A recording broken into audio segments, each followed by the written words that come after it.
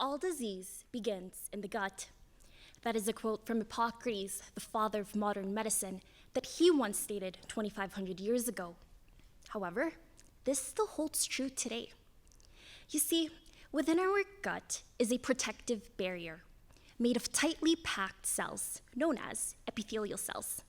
You can think of this epithelial barrier as a piece of cheesecloth. Normally, holes are small, allowing only nutrients through, while keeping pathogenic bacteria and toxins out.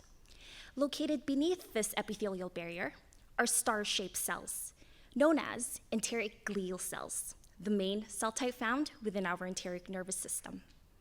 In a healthy gut, enteric glial cells secrete good substances that make our epithelial barrier stronger. However, overexposure to unhealthy foods, antibiotics, toxins, or even stress can lead to the breakdown of the epithelial barrier, exposing enteric glial cells to harmful materials.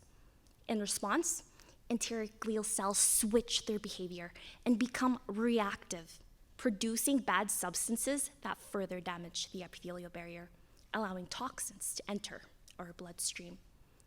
The problem is that a disrupted epithelial barrier is associated with numerous diseases, such as type 2 diabetes, inflammatory bowel disease, fatty liver disease, rheumatoid arthritis, Parkinson's disease, and multiple sclerosis. So the question is, how do we prevent this? Diet is emerging as one of the leading influencers of a healthy gut. When we eat dietary fibers from foods such as fruits, vegetables, nuts, legumes, and whole grains, our gut bacteria ferments them into nutrients such as short-chain fatty acids, which reinforce the gut barrier. However, no studies have yet looked at how short-chain fatty acids affect enteric glial cells' behavior and its influence on the epithelial barrier. That's where I come in. I grow epithelial cells and enteric glial cells to study the effects of short-chain fatty acid treatment.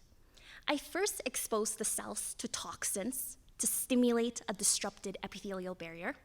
I then treat enteric glial cells with short-chain fatty acids to determine, 1, if short-chain fatty acid treatment return enteric glial cells back into their healthy state, and 2, if this leads to the improvement of the epithelial barrier. My research will demonstrate the potential use of enteric glial cells as a target for fixing a disrupted epithelial barrier.